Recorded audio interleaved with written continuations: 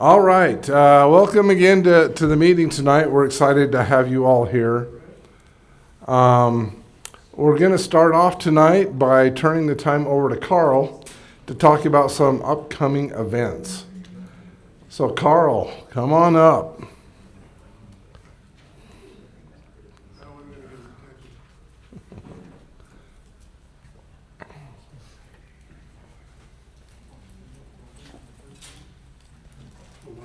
Wanted to know if he wanted me to do the other one. But he's got me doing two of them today. Oh, yeah, I don't know. All right. 7 Sixers information. Let's see, what is it? Spacebar? Saturday, June 6th, 10 a.m. till 2, Highland Glen Park. We always do door prizes. It's potluck chicken, barbecue chicken, and it's potluck otherwise. We always do Noji always sets up a GOTA station, gets people on the HF that might not have ever gotten there, and so they can have some experience with that. So it's a lot of fun.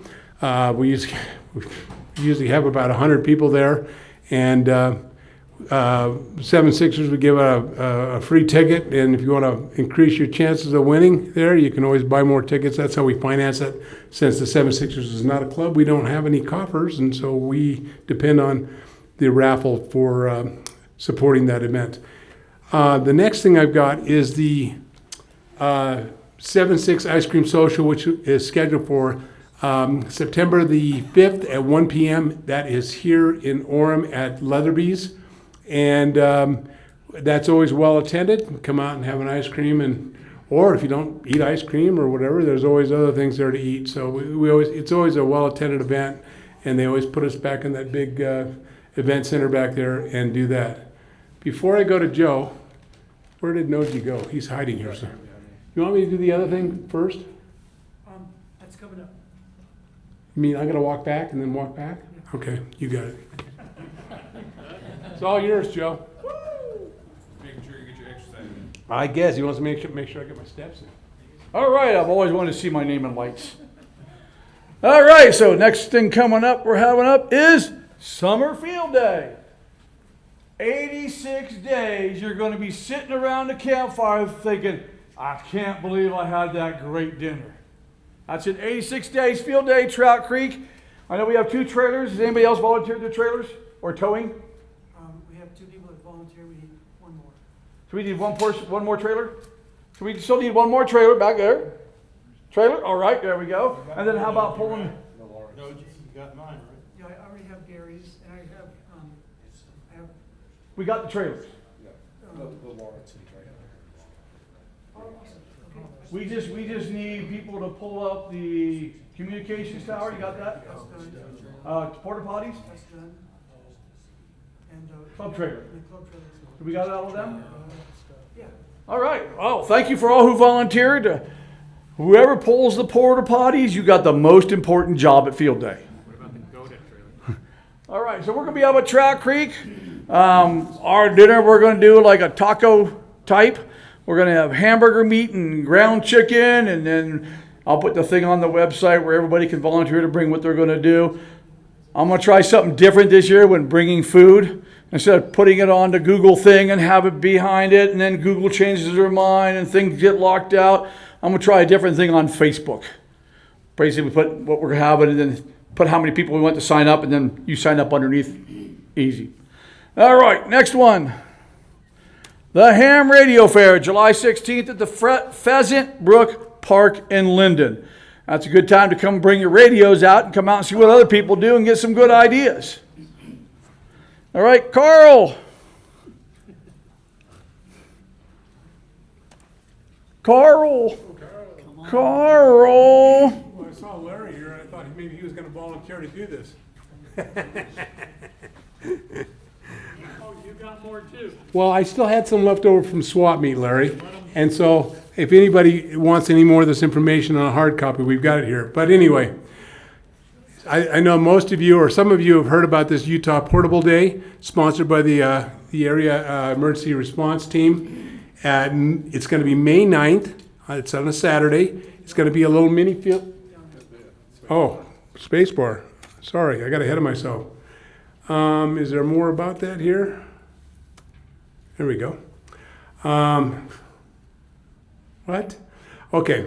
Anyway, it's like a little mini field day between 10 a.m. and 10 a.m. and noon, rather. The idea, the goal here is to have fun, come out and out of your house, set up into the field to practice e-com simplex skills on HF, VHF, and UHF. So on emergency power. His question is, or the question comes up, where? Somewhere in the great outdoors of your choosing. It could be in your backyard, down the street in a park, or maybe on the corner of a big parking lot, wherever you can, make it outdoors if you can. Join us, and if you got to do it from home, try and do it on emergency power. The exercise is for all emergencies, regardless of agency or group affiliations. And we're emphasizing to come out and have some fun, spend that 2 hours, and helping out in that effort. Now, Larry's got this, and I know this works, an address of ecom@xmission.com. That's EMCOMM at xmission.com. And if you need more information, he's got a 2 or 3 page pamphlet available that he will send to you by email if you want to know exactly what frequencies and things like that. And it's been supported by, I heard on UCares the other night and some other places. So a lot of people are getting behind this and supporting it. Small event that should be able to be supported by everybody that's involved in any kind of emergency service response. And if you want to, test your power support and things like that, if you don't have everything you need, get together with somebody and get some help and make a little mini event out of it for whoever you've got. I think Matthew's going with me. Anything else? So if you don't have a radio and you want to participate, talk to Carl. Maybe you can go hang out in the trailer with him. And he's got some examples up there. That's using My 3 Words. Or no. What 3 Words? It's an app you can get that converts your current location into 3 words like you see up there. So it's really easy to use. Did I miss anyone? Airmail. All right, everybody's got a flyer that wants one? All right. Okay, Sean usually does this, but he wasn't able to be here tonight. So on a personal note, we have a bunch of new hams. So if you're a new ham, raise your hand or stand up and stand up. Tell us who you are. Well, welcome and congratulations. She's hiding K1D. Anybody else who is a newly licensed ham? Oh, maybe we got more. Oh, I was looking at the wrong screen. So there's your names up there so you can see them. All right, and we have some upgrades. Are any of our upgrades here tonight? All right, stand up and tell us who you are and what you got upgraded to. Ronald Nielsen, Kilo Mike 7, Delta Victor Golf. I had got past both technician and general 2 months ago. Missed extra by 3 questions. And so I retook the extra last weekend and passed it. So I'm amateur extra now. Well, congratulations. Let's give these guys a hand. Oh, and there you are. I was still one behind. Okay, we are going to turn some time over to Mel Parks. He wants to talk to us for just a sec. He's got stuff to give away. I really didn't intend to take any time, but I really appreciate all of your membership who does support the Utah VHF Society. For you new hams back there, I'll give you one of our little booklets. Membership for the society is right now $20. The membership agreed to raise the dues at the end of the year to $25. Just so you know, last year we spent over $17,000 from your dues maintaining all of the repeaters in the intertie system throughout Arizona, Utah, Idaho, part of Nevada, and part of Wyoming. And by demand, we printed a limited number of these large print books for people like me who have a hard time reading small print. And we're selling them for $10, which is just a little over what we paid to produce them. So if anybody wants a larger print book, we can. If you're a member and you've already paid your dues, come and see me and pick up a book after the meeting. Thank you very much. We appreciate everybody supporting the society. Thanks, Mel. All right, and we have a visitor all the way from Ohio. Benny, you want to come on up? He's got some stuff to give away too. So give a warm welcome to Benny. It's not, okay, better talk up here. Yeah, It's not my first time at the meetings. I've been to them before. I've talked to Stan Burwood before, and then Kent Flowers. I've gotten in contact with them and talked to them. But yeah, I'm here from Ohio visiting my daughter. She lives in Pleasant Grove. But yeah, I've been a ham since '96. Me and my wife both took our test and got our technician. I'm amateur extra now, but that's my call sign. But what I did, I brought some stuff. I'm not too far from DX Engineering. I'm probably about a half an hour drive or so from DX Engineering. So I brought a couple catalogs if nobody has anything or wants to thumb through them, especially some of the new hams. But I also brought these ICOM band plans. There's a stack of them here. I don't know how many, somebody wants them for the taking. I go to DX and they have piles of them, and I just grabbed a bunch of them and threw them in my suitcase to bring them along. So these are pretty nice because they kind of break the band plan down pretty good and stuff. And so, but other than that, enjoy the visit. What's on the back of it? Oh, yeah, on the back, they also have different amateur countries and stuff, the prefixes for a lot of the countries. So sometimes it's nice that you could actually look at the back to know what country you're talking to just by the prefixes of the call signs and stuff. So a couple small ones, but other than that.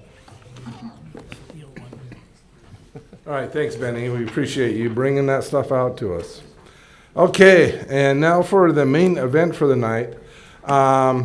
Tonight's presentation is going to be Aaron Gilbert, K0AKG, and he's going to talk to us about the Rapid Disaster Assessment Program. So, Aaron, you probably need to swap the video over, right? So while it's booting up, quick bio on myself.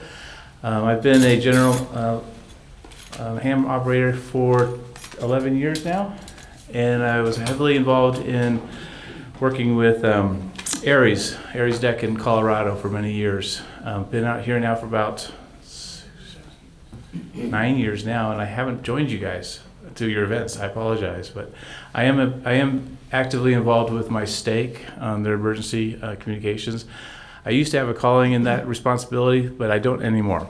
And so I focus on two primary things in my life. I focus on protection or defense. My wife and I own an armor manufacturing company called citizenarmor.com. We've been doing really well with that business. And then I also focus on emergency communications. And those two passions are the only things I know anything about. So if you go outside my comfort zone, I'm going to defer you to somebody else. Fair enough? We're up running? Okay. So I was able to find somebody who was very much like-minded, Stephen Boak. What time do we have to end that? 7:45. Perfect, 7. You have to remind me. Where we? Oh, there it is. 7:45. Okay, you got 45 minutes. Stephen, I met him, and he actually has a passion for exactly the same thing I do, but he has another skill set that I didn't. He has experience working with software sales to large corporations, having been in Silicon Valley for decades, right? And then came out here and worked with Adobe until they put him to pasture, I guess. But he also runs the Lehigh CERT program. You're the director for that program. And then also, a few years ago, last year, I met a young man to my right. Everybody, that's Tanner. If there's anybody who's got the brains of this three of us, it's this young man. Okay, he graduated from BYU in computer science and programming.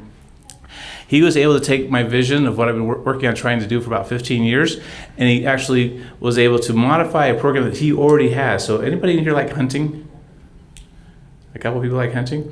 You ever lost one of your hunting companions in the mountains? Like, where do you go? Okay, Tanner has developed a mesh network program that allows you to keep track of your hunting party up in the mountains as well using cell service. When I found out what he was doing, and I said, I can tweak it, or I could have him tweak it, to use it for what I was trying to do for emergency communications. And he agreed, and now he's an equity partner with me. He's an equity partner with me now because he saw the vision as well. So he's been working hard on getting us this program up and running today. So let's go ahead and start the next page. Challenges for emergency communications. Does anybody here do any work with a nonprofit organization, church, something like that? And so you're an emergency communication specialist. How difficult is it to get information on the status of all the members? Now, I had that duty. I had a ward that was spread out over 40 miles, square miles. And at the time I started, nobody had a ham radio license, just me. When I left, there were 17 of us that were ham radio licensed, so that changed. But still, I needed another way of being able to get information about the status of the community faster. And so I started working on a solution, and Bill Tolbert, who is a big communication guy within the church, he and I shared information about how I was able to do that.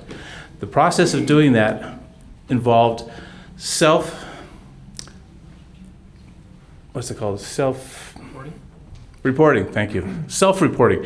Getting as many people in your community self-report their status without you having to chase them down.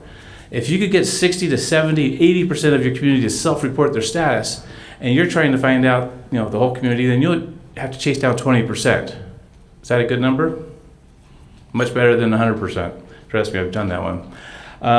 Once you collect that information, disseminating it to the emergency managers or the church leaders, they need that information as quickly as possible. Would you agree?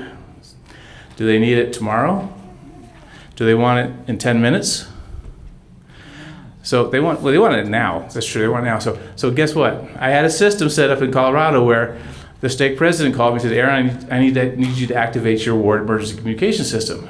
So I said, stake president, sit down at your computer and watch this page. I sent him a link to a page. I said, watch this page. Within 10 minutes, 60% of my wards self-reported. Even the ones that were on vacation in Hawaii self-reported their status. And his eyes went bing, and we quickly identified whose houses were getting flooded. And so I had 120 members of the church rush over to that guy's house to help empty out his house before all of his belongings before it got too flooded. We had this big old train of people, buckets. And about 20 minutes later, the police showed up, and the fire showed up, and the news crews showed up. And they just joined our line. So you can mobilize resources a lot faster the sooner you can get information collected. So that's another important thing about how do you coordinate volunteers and other groups. And then the other thing that we need to do is that everything's changing constantly. So what you collected 10 minutes ago or an hour ago is outdated because the storm continued to grow. More houses got flooded. Would you guys agree that things don't always settle down immediately? So you have an ongoing challenge to collect ongoing information. So those are the challenges I was identifying. Next page. I will give credit where credit is due. Credit is due to the state of Utah, the Department of Public Safety, the Emergency Management Department, and certain members of the LDS Church worked with them in developing the Rapid Disaster Assessment Program. Everybody's heard of that, right? I see a couple of heads nodding. It's been on the website for the state for a number of years. And I love it. I thought it was a great solution of getting more of the community involved in collecting the information. My only challenge was, does it take a while? It takes time. Time is not money. Time is lives in our business. So I give them credit where credit's due. But what I did is I took that program and I accelerated it with an electronic version. And that's what RDAP Pro is. Next, RDAP Pro is a field. That's like the general public to operations crowdsourced phone app and companion web platform that accelerates the statusing, assessment, and situational awareness in a disaster. And it does this by empowering the citizens, the volunteer organizations, and the cities to quickly report on conditions that they see. RDAP Pro delivers structured data to emergency operations centers, faster than traditional methods, even faster than 911. Does anybody agree that 911 can get backlogged or overwhelmed because they only have so many operators? Okay, what if you could receive 1,000 reports within a minute? There's no way 911 could do 1,000 reports in a minute. Impossible. There's not that many reporters. So what can you do? This is going to be a quick flyby. Hazard Evaluation Reporting Tool. What's that acronym? Anybody? HEART. That took AI a few minutes to figure that one out. So that's a great acronym for us because it's hazard evaluations. That's what we want to do. We want to assess it, and we want to report it as fast as possible. It's a great, so we are a HEART program. So we have the other thing we do is we also track resource centers. What's a resource center? Those could be on this picture here. It's kind of hard to see. Oh, yeah, there you go, the mouse. It can identify your evacuation centers. It can identify your donation centers where everybody's supposed to donate stuff. It could identify your staging areas where everybody's going to stage before they go up into the mountains. It could do your reunification system, like after an active shooter, parents trying to get together with their kids, that's chaos. So you have to have a facility for that. There's a lot of different things that you can do to track those and make that information available to the public. Go ahead, next page. Oh, back up, sorry. The second page to the right, that's the report system. That's where I would have my stake president sit down and say, he'd sit there and just watch the numbers roll in. And as people just hit submit, his numbers will climb. Now, does he care about all the little things about which family it is, which house it is, or is he trying to gather how many are need help? How much resources does he need to help bring in, or does the city need to bring in? Watching that report is what's powerful, and watching it live. So that's a part of our components. Next. Features. So this mobile app is designed to track events. What's an event? An event would be an earthquake. It could be a flood. It could be a flood.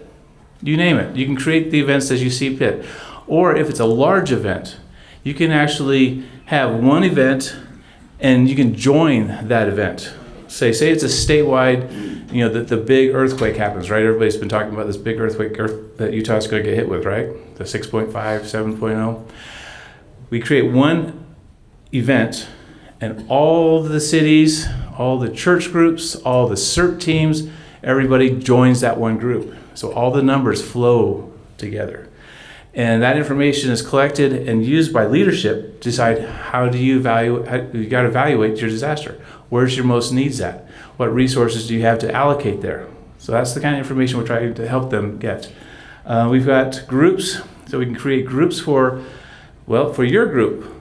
We'll talk about that a little bit more tonight, but we can create groups for individual families. Does anybody here have a family?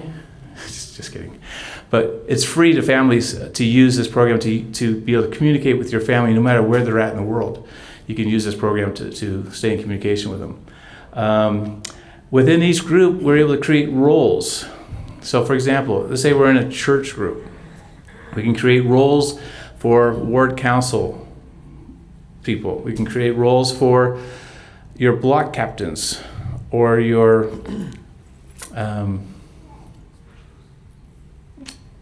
you can create whatever group you want. How's that? Cities would have roles. They'd have firefighters. They'd have police. They would have EMS. They would have public works. They would have CERT. Correct. These are all roles that they can have people when they join the group. You sign these roles to these people, and then each one gets a permissions. So certain people would be able to see all of the HEART reports. You don't want everybody in the community to see HEART reports, right? Because there's some people in the community that are not trustworthy. Would you guys agree? So we limit that to just those that we have trust with, and we control that with permissions. We can also create, let's see, we got here HEART reports. We can create hazard reports.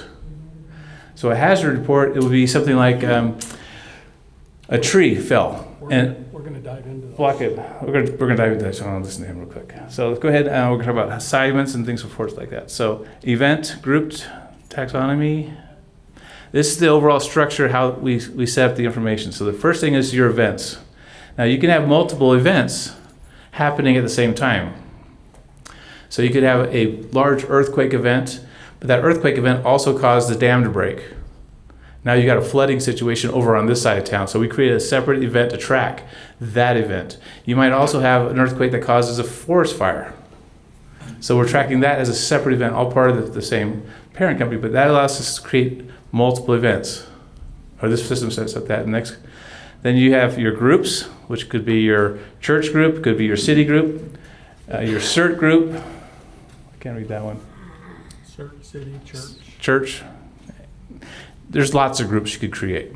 But the idea is those groups have people in them, and they can join multiple groups. Would you agree? Some people have a need to join their church group, and they need to join their city group, and they need to join their CERT group.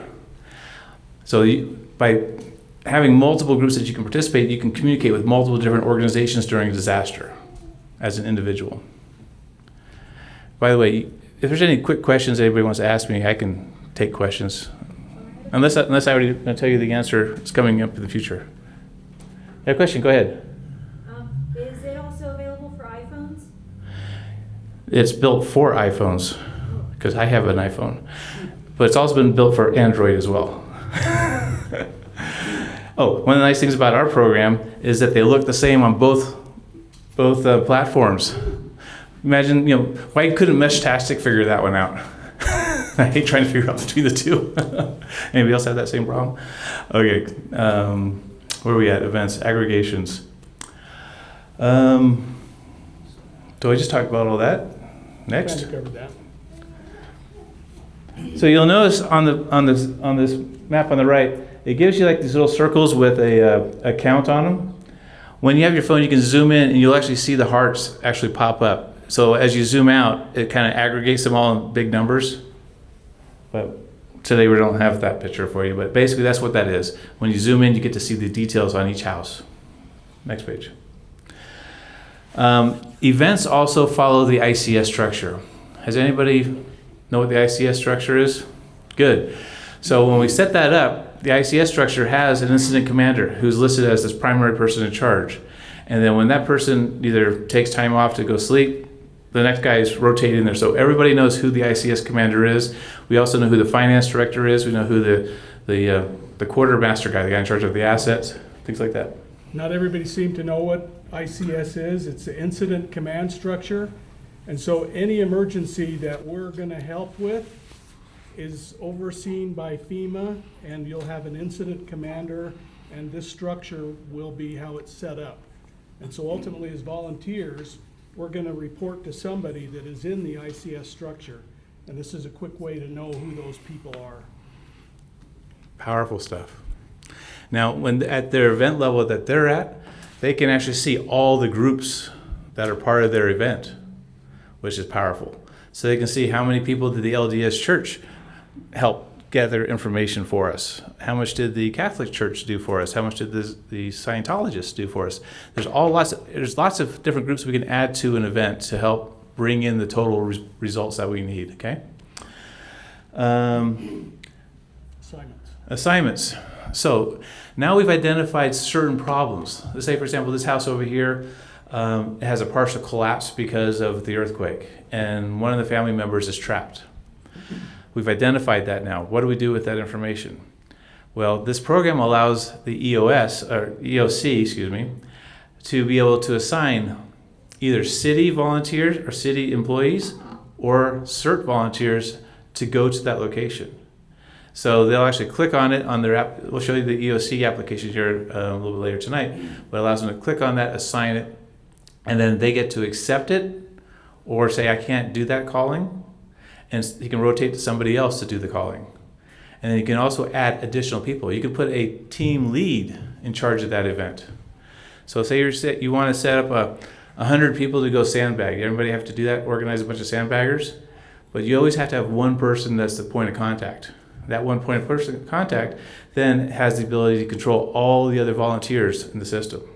They track when the volunteer shows up and when they leave. What's that create? The system automatically creates a calculation of how many hours everybody worked automatically.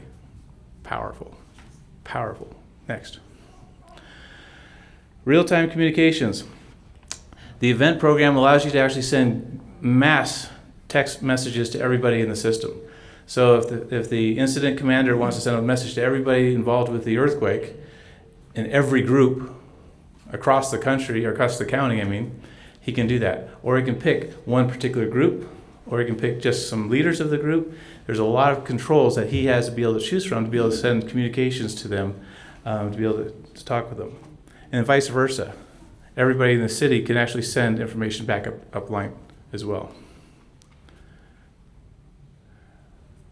We will discuss off-grid communications a little bit later. I know you guys are big on off-grid communications, right? Remember when I mentioned earlier that Tanner had developed the mesh radio system with the software? We are going to have that same capability with this program at a future date. So in case the internet goes down, we have a backup. But we haven't released that version yet because we have to finish doing the main structure first. Then we can work on the radios. And then we'll talk about the radios here at the very end. Next. Downloading the app, we offer it on both the iPhone App Store and the Android App Store as we speak right now. The version that's on there right now is old. Tanner, we're gonna release a new one soon. Shortly. Very soon. But if you download the existing one, or if you've already downloaded it, you'll get a chance to upgrade it next week. It'll probably be early next week when this come out, okay? But we've made a number of changes to the first version, so don't learn the old version. Don't watch my old video. We're going to have to replace it with this one that you guys are recording me on now. Next question. Oh, yeah. There is a free version. Oh, it's your turn, isn't it? I'm going to turn the time over to Steve. He's going to explain to you some more stuff. Yeah, just briefly, there's different levels of the application. And so a free version allows you a certain level where you can add a certain number of people. You can create a group and some subgroups to that. And then for an organization like a CERT team, you could have sub-teams in that. Like we have a number of divisions in Lehigh. And so you could have subgroups for each division. And you can have more people. And so that's a paid license. And that's what we call our pro version because it enables more people. And then at the top, there's an enterprise version. And that's what a city or a county or a large church or faith organization would take advantage of. And that essentially allows for, depending on their size, whatever number of users that they need to have. So we look at it based on population. So we say, well, Lehigh's approaching 100,000 people, and so we kind of gear the amount of users for that size. And then there's no limit to the number of subgroups that they could have. So a city could have city employees, first responders. Below first responders, they could have police department, fire department. They could have the civil engineers, public works, different groups. And what that allows is that each of those groups can have assignments, they can communicate with themselves, but all their reports and information would aggregate to the parent group. So we've created a group for UVARC, and so we'll shortly share that information out, and you can join that group and be a part of that to do some testing. And later tonight, we'll show you another feature that the application has for quick reporting, much like Aaron talked about. How many of you use the Everbridge application to get notifications in your community? I think there's a couple communities that don't use Everbridge. In California, we had a reverse 911, but here in Utah, we don't.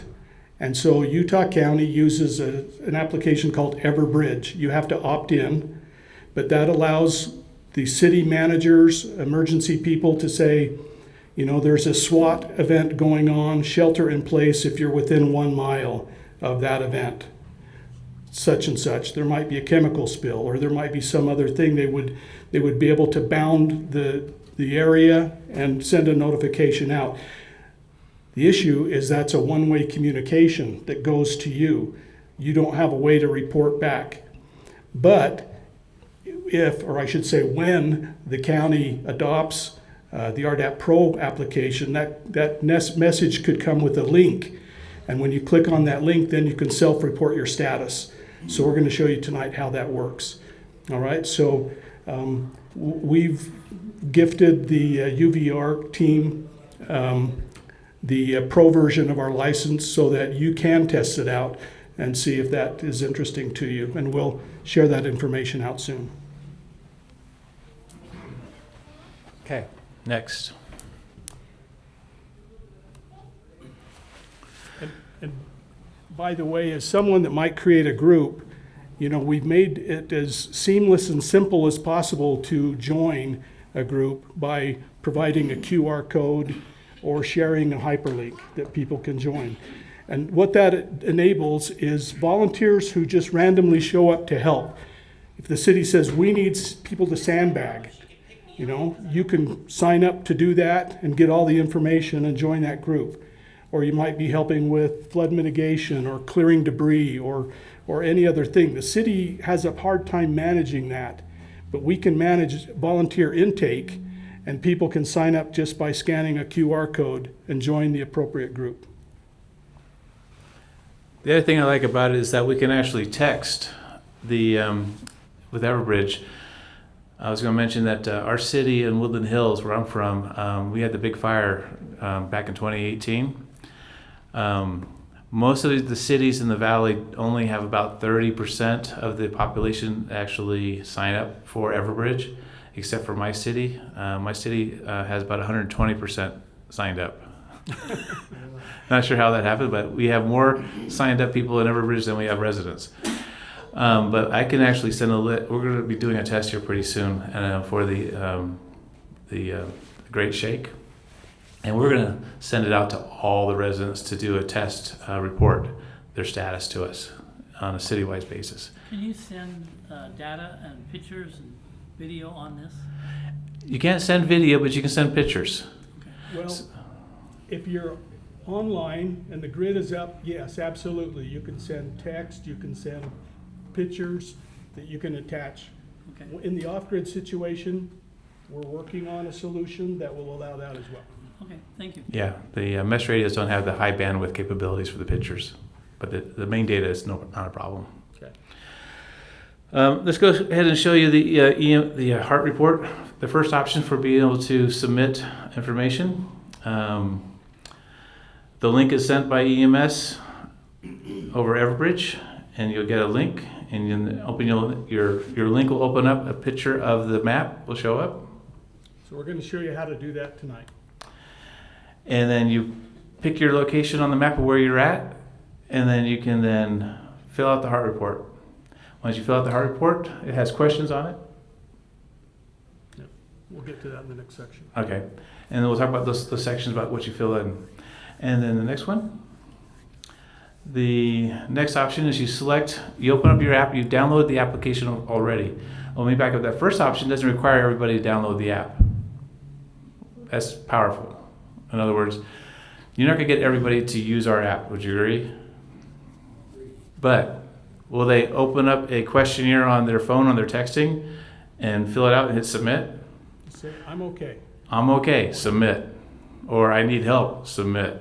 That automatically updates our database, which automatically populates them on that map for the EOC office to track all those people who've just, the thousands of people that'll submit information real fast. So this version is if you have the app. So yes, if you have the app, then you basically select your event that you're part of, and then you'll zoom into your location or the location of the person that you want to do the report for. You put your finger on the map, hold it for a second, a pop-up window will come up, and it'll ask you, is this a structure, obstruction? Hazard, obstruction. Correct, or a resource center. So then you can click on the residential. You have options of a single family house, apartments, businesses, I can't read it, churches, Church, school. So if your job is to try and report on the status of all the church buildings in your jurisdiction, this is the program that you would be able to use to do it. And this kind of information would flow up saying that building has been partially damaged, it's flooded, it's fine. Those kind of information can be collected real quickly. Question. Question behind me? Where was the question? Oh, Noji, go ahead.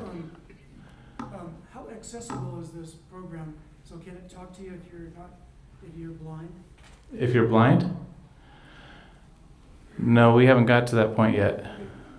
Good question, though. I wanted to add to that really quickly. So it's not accessible with voiceover on iPhone. Well, does iPhone have some sort of app that translates and makes things verbal? I believe it does. It does, yep. It has voiceover. When things are integrated into the government, they have to be accessible. Yeah. That's good information. So, buy an iPhone. Next question. Oh, any other questions? All right, next. Fill out the heart report.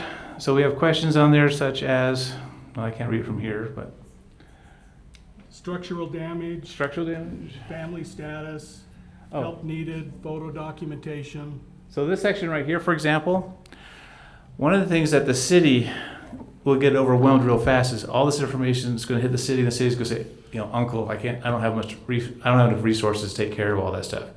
So they're going to depend upon CERT, right, Angie? CERT's going to be a big part of their communication with the public. But what you're going to need to do also is mobilize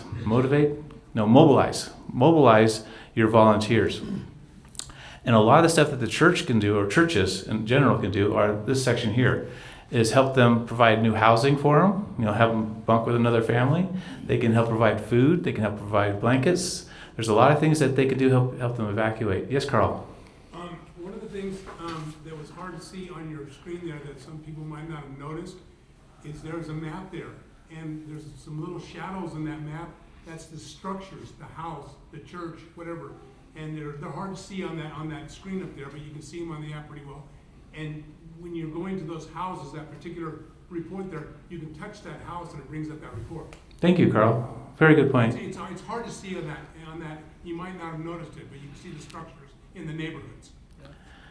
Yeah, as you zoom into the map, you get a lot of detail on the structures. And now you can watch the video via a satellite view of the community, but it gets harder to see the details of the structures when you have all the trees and stuff in the way. So I switch over to the street view. That gives you more you can see the actual structures like he's talking about. We just have 15 minutes. Okay, we just got 15 minutes, so we're going to rush through some more. Obstructions. So this is a section where you would be able to notify the general public saying, hey, this tree's down, this bridge is out, this area is flooded, that. These are things that the city needs to know, and they need that feedback as quickly as possible. And then the city is able, using the EOC program, assign people to go take care of it. And some of the stuff that's easy to manage, say like a tree down, they could easily assign it to CERT, or they could easily assign it to a stake to mobilize some of the people to go do it. Okay, those are some of the benefits of it. Now we're at the EOC dashboard. I'm going to switch over now to Steve.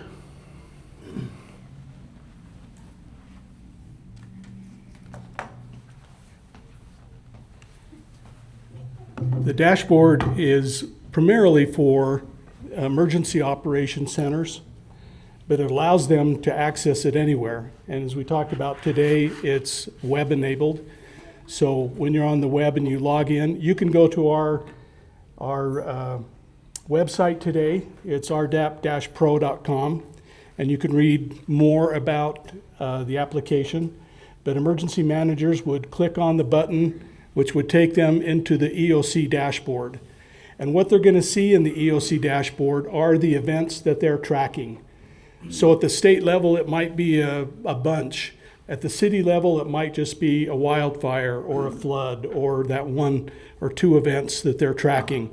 But whatever events they are tracking will show up in the dashboard. It also lists for each event what groups are currently attached to that event. Now, if you're part of a group like the UVARC group, you could be a part of the earthquake disaster event. You could be a part of a wildfire event, and you might be helping on a number of events throughout the county or maybe even more afield. But whatever groups are a part of that, the emergency manager can see those groups. And he can communicate with the entire group, with the entire event and multiple groups, or with an individual. And so that allows for a lot of communication options. Upon selecting a group, it takes you to a map. And the map dashboard has a lot of facility for drilling in and seeing the detail. Carl mentioned you'd be able to see the footprint of buildings. So as you're doing reports, you could click directly on that building to create a report and to see the detail. There's also summary information that is available. And from the summary, you can see how many HART reports have been created, or you can look at just the obstructions, or you can go into the communication and messaging to get information. So this is really meant for in that emergency operations center.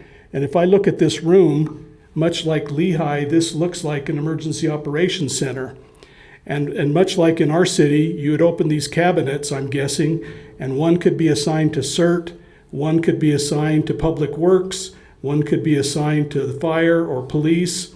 And this allows the emergency operation manager to coordinate with all these different groups. And he might say, hey, Public Works, there's a bridge that's out.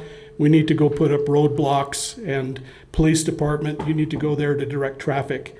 And as he tells them, they can communicate with their groups and send that information out to the teams. So it's a very effective way to keep everybody in the loop to do that. So we've created an event, and another great use of them is to use them to do a drill. How many of you have heard of the Great Shakeout coming up April 16th?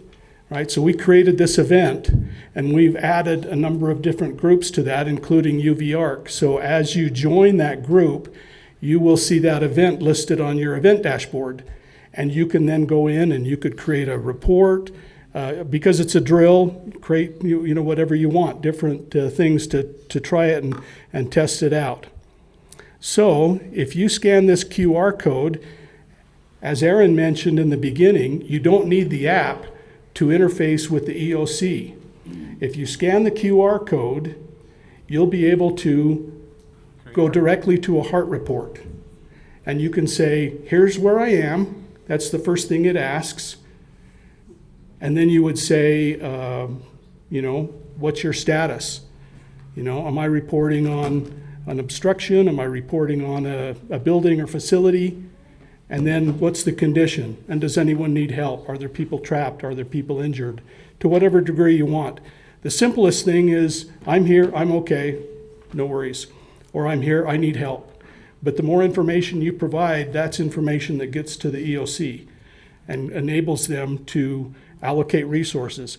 In Lehigh, we have 4 fire departments, and each one has a couple trucks, a couple ambulances, and that's really great. But if we have more than 6 or 8 fires going on, how do they decide prioritization and utilization of resources? They have to triage where those people are going to go and how they're going to be used. Well, how do they do that? The more information they have, the better able they are to appropriately allocate them. If a fire is in an apartment building, that might take priority over a fire at a single residence. So they need that information. All right, so what happens when you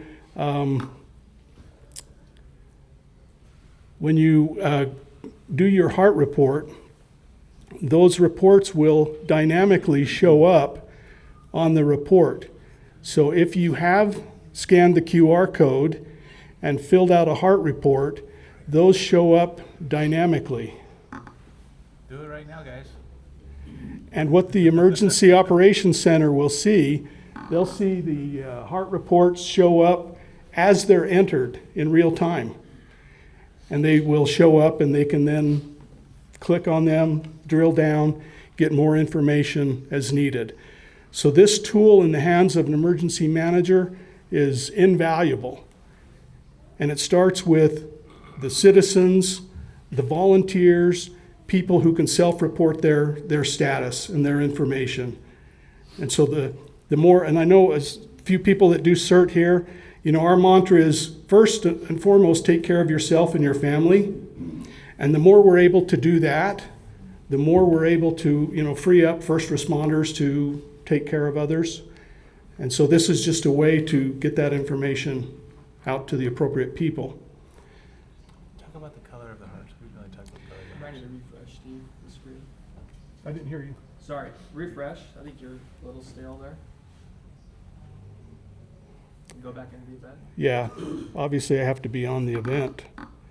And so I Go to events. probably have to be on the internet also. That would be useful. I was earlier, maybe it's kicked me off. No, I'm on Orem. It's pretty spotty in here. So everybody knows we have a color code system for our hearts. We match FEMA with their main colors. Green is good.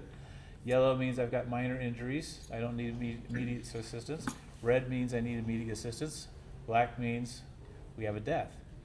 Now we have those 4 colors, but we've added a few more. Why? I added evacuation. So in certain areas, we might have to evacuate. If there was a hazardous spill and it created a poisonous flume, what do we call it, flume? Gloom, thank you, I knew it was something, then we know that this area should be evacuated, or they have to be, stay in place depending upon how. Which one? Just how much time they zoom have in to on work there. with.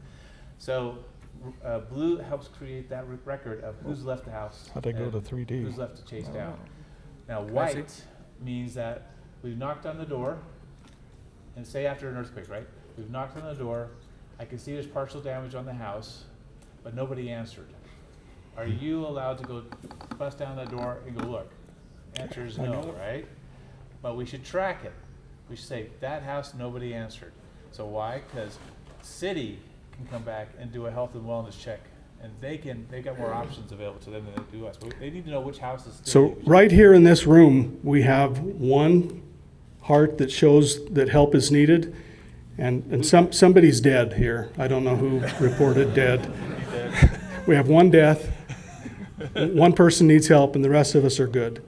But wouldn't it be great for the city to know, you know, can't help the dead person right now, sorry, but we would go help that person who needs help there. And so we could allocate that, we could make that assignment to a particular group or to a person, and they could then get the notification that they need to work on that, they could then go act on it. Didn't hear you. Any questions? Yes? So the QR code then was for a specific event or for a specific group? The QR code is to add you to a group, and if you're not yet a member of the group, it will take you to the App Store or whatever Google calls their thing. No, but not the QR code you just showed. We have, there's 2 types of QR codes. There's Okay, The QR code that he showed submits to an event. It's an event, that's what I thought. Correct. okay. Not to a group. So we have both. And so you could, if you came to a volunteer center, you could say, you know, I want to help in this way. They would assign you to the help group or the CERT group or whatever, and then you could then join the event, or the event probably is already joined by the group itself. So Noji can send a QR code, a link to 50 of his favorite volunteers here, because we're only giving you 50 for free. As an example, to be able to expedite the joining of the members of your group to your group. So there's obviously more people in UVARC than 50. So the first 50 that sign up will get in the group. Question. So you mentioned the color codes. Yes. Do you have a similar system if you're reporting like a broken gas main or, you know, A hazard? Broken water main? Is there a rating system for that type of report? The report is giving just the information of what that hazard or obstruction is. And so you can give as much detail as you want to the hazard. Tanner can show you real quick. They let me speak finally. Oh my gosh. It's stuck behind the wall. Okay, so yeah, heart reports are coded, but then obstructions, we have different types here. tree, debris, road damage. So we can select a couple of these. Oh, I don't know if that makes sense. Fire, active building. Let's see if this works. But yeah, obstructions will show up differently than the HART reports will. So, okay, HART reports are the status of people, and then obstructions are hazards, yeah. Road, gas, road, fires, that sort of thing. Not sure how good our internet is. There we go. But it shows up as a triangle. Yeah, we'll see if it loads here.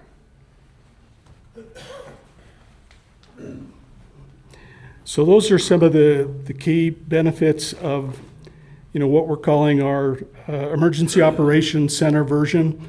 And that's principally for enterprise level customers, which would be cities, counties, states, very, very large organizations, even businesses. Maybe Adobe would want to have that capability to have employees report after an event. So it's just a good way to get that information. All right, so we talked about what happens. Yes, sir. Is there a limitation on how many people you can have in the system? We don't have a limitation on the number of people, so we could sign up Denver, Salt Lake, that have A whole city. 100,000 more citizens, right, and residents. And so, we mentioned Everbridge, which has about a 20% opt-in rate. And so we're not going to have every citizen in a community sign up. And that's why we have this other way to self-report via sending them a text link, which could come out from the city or through Everbridge or any way they mass communicate with the residents in an emergency. So we talked about what we'll do and what our thoughts and plans are with respect to an off-grid situation. Okay, so the EOC, they may be up and running, but they don't have internet. And without internet, we kind of rely on that for so many things today. And so how are they going to get the HART reports? How are they going to get updates and statuses? How are they going to send messages out? Okay, so they have radios. They can talk to the fire department and the police department, but that's a very limited number. Because during an emergency like a large earthquake, how many of those people are going to be in the city? Half of them live in other cities, and they're going to be taking care of their families. And so we have just whoever's, currently staffed at that time, and that limited number of communication devices. So it might be, 50, 100, but it's still a very limited amount. So how do they communicate with Public Works, and how do they communicate with other staff members? And more importantly, how do they communicate with us, the residents? Okay, I know, much like Aaron, I was stake emergency manager for our church group, and I know the number of ham radio operators, was, count them on a couple of hands. And so the ability to communicate effectively is very limited. So we are thinking of a way to be able to provide that capability. And mesh radios they're very attractive in a way because, number one, they're low cost. They don't take a lot of energy to operate. Obviously, you could, charge it with a solar panel or whatever you need. But also, they're effective to communicate, but only to a limited degree. Because if you get more than, 50 or 100 people communicating together, you tend to get a tidal wave of communications that overwhelms the system because their messages propagate.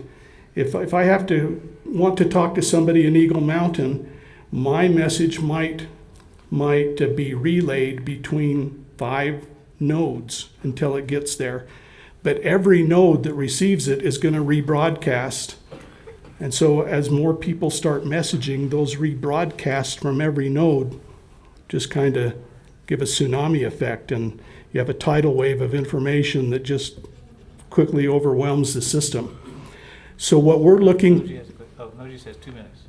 What we're looking to do is to develop an artificial intelligence type mesh radio that will more intelligently find a pathway to who it needs to communicate with. And with a few repeaters in the valley, we'd be able to provide communication, through the county. And so this is built on the LoRa framework of mesh radios, but with the AI component gives us much greater capability. And some of the other things we'll be able to do is more than just text messaging, which mesh radios do, is we'll be able to have the higher bandwidth that we can send pictures. You're out there looking at a bridge collapsed, and so sending a picture of that would be invaluable. But also being able to send voice messages and have a higher user volume without having that problem of the message system crashing. So that's something that we're working toward. That'll probably be our 2.0 release. And so as people are interested in that, that gives us the ability to put together plans to get that rocking and rolling. Do you want to add anything to it? All right, so if there's interest in that, we want to know who's interested, and especially cities and other groups that might want to have a CERT team or community group, have that capability to have off-grid communication. Just out of curiosity, what frequency are you planning on using for this radio? It'll be 8 to 900. Okay. Yeah.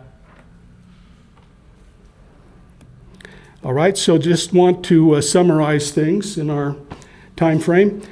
The things that we think are the key takeaways of RDAP Pro, Aaron mentioned the RDAP system that was developed. A lot of thought was put into that, and what we've really done is we've really enabled that with greater capacity and the ability to quickly. I think rapid really was not quite achievable with the paper-based system. And with the prototyping that we have, we can rapidly gather information and get it in the hands of the right people using events and whatnot. We are able to tie residents and volunteer organizations, nonprofit organizations together and get them tied to an event or to the appropriate structure.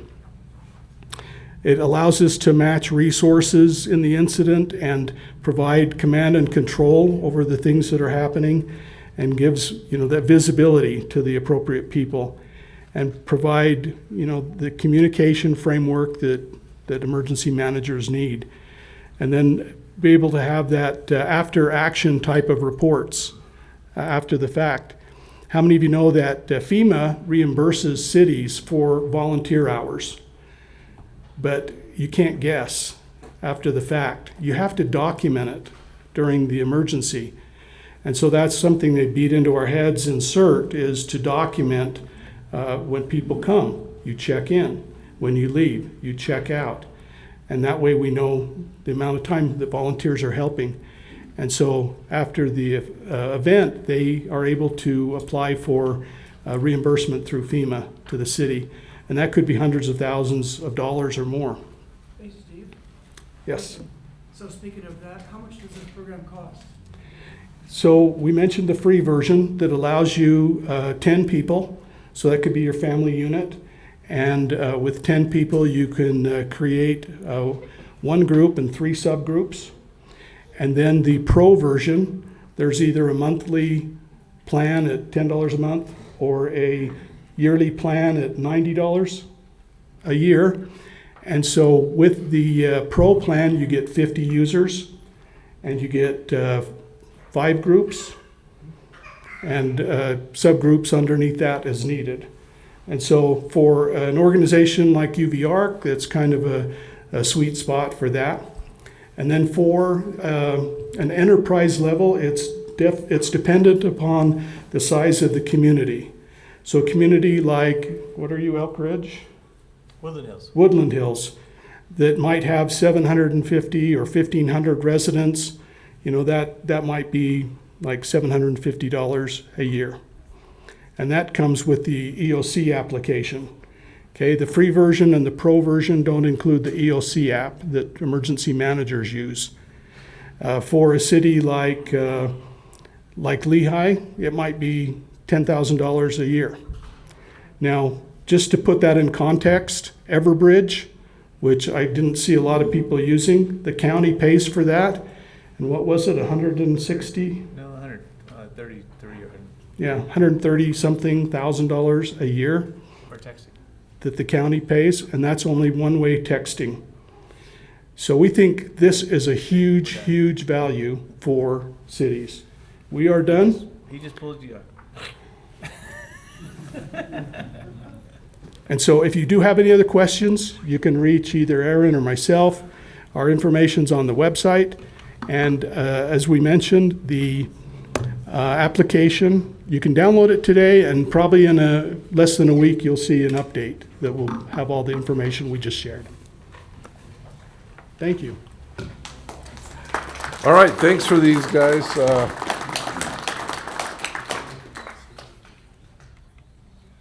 Thanks for the presentation and all the information. I know you all probably have questions for these guys. So after the meeting, I'm sure they'd be happy to talk to you. We do try to get this room closed up as quickly as we can for Orem. We certainly appreciate them letting us use their facilities, and they're so good to us.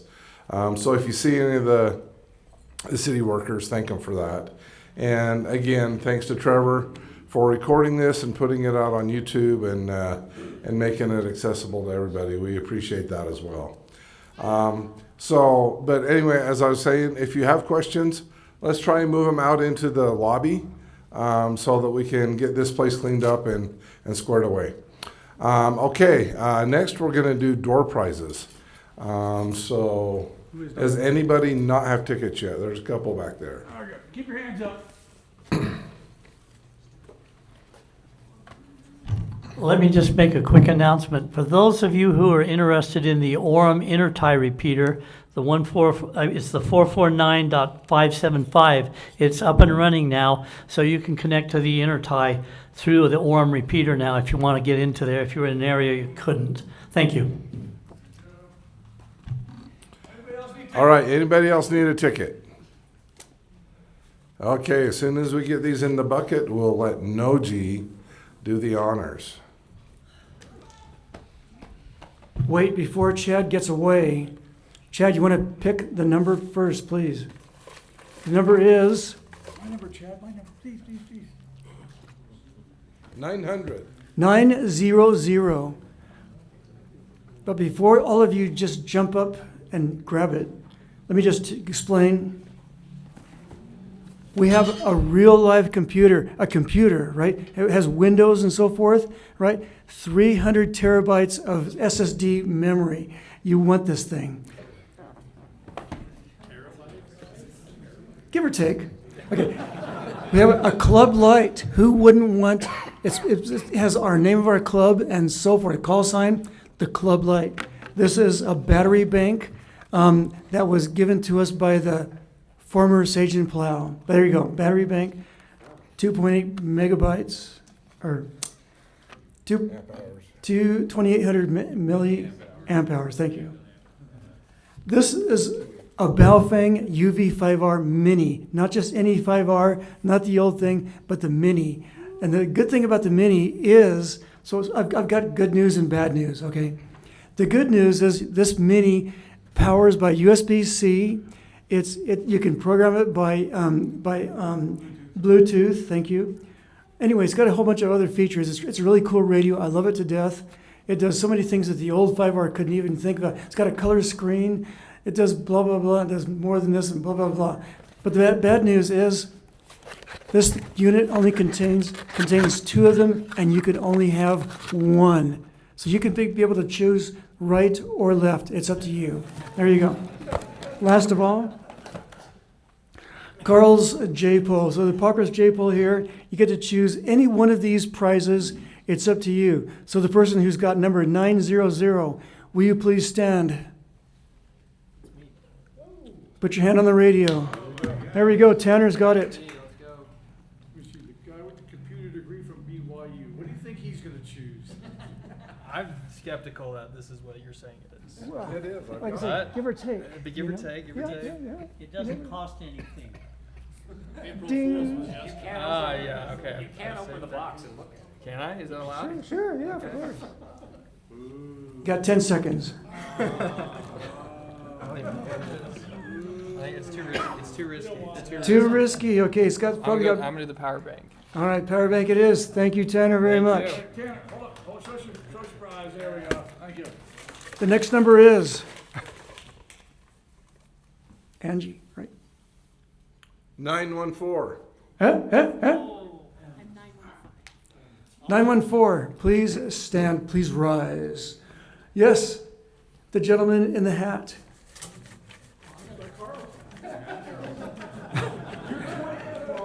Okay, I don't recognize you right off. I mean, what's your name? Mark, yes. Mark. You know me on the radio, but you moved. So Oh, yeah. Oh, that Mark. Sunday night, Nat. Mark. What do you want? You got the club light, the computer, the J antenna, pole, or the radio. or one half of the box of Baofeng. I have an antenna already. I have a computer. I'm gonna go for half a Baofeng. Half a Baofeng. Here he goes. Thank you very much. And you get one of these lovely pieces of paper. Thank you. This, pick whichever you want, right or left. And then you get one of these lovely antennas. Oh, sorry. Half of the manual. Half a manual. The German The next guy gets the manual. Chinese hat. Battery. Chinese hat.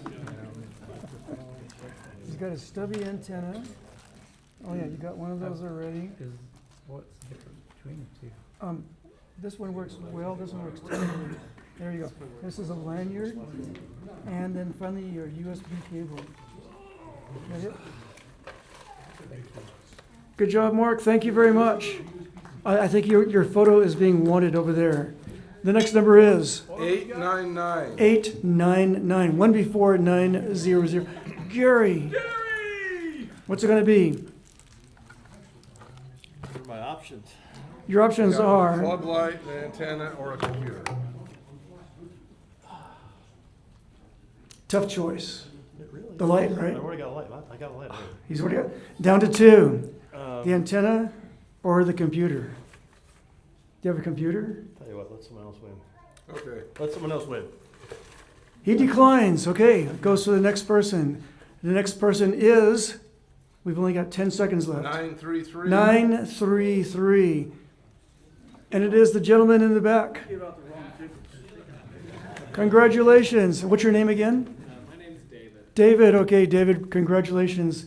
You want the antenna, don't you? I do.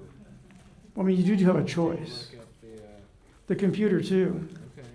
But this is the only time you're ever going to get a free antenna. I don't know anything about the computer.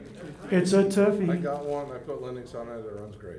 Okay, I'll grab the antenna. A wise choice. The antenna for David. Thank you. Your picture is about to be taken. All right, thank you. 909. 909. I hold in my hand the final prize. The computer. Got two. The two final prizes. The club light. Thank you. All right. Computer or flashlight? All right, Will. I will take the computer. Computer for Will. There you go. Good choice. Complete with 100 terabytes of SSD memory. 877. 877. Wait a minute. This sounds like. Oh, Kathy's got it. Welcome, Kathy. You are. That's for next month. I'll take, what do I get? The light right there. That's the You can light. take the Baofeng, but that's the only way you're going to get it is by taking it. The club light is yours. Thank you. Congratulations, Kathy. Okay, remember we got a bunch of free stuff here from Benny and the Jets. Those who want to take it, there are these little charts are pretty nice. And anyway, I'll turn the time back over to Chad. Thank you, guys. All right, thanks, guys. Thanks for coming out. Remember, clean up around the room. Make sure it's nice and tidy. If you got chairs out, put those away, please. The ones that were already out can stay. We are going to meet at the El Gallo Grill. It's just across the street right there, kind of over by the pizza place. So if you are interested in joining us for that QSO, please join us there. Thanks for coming out.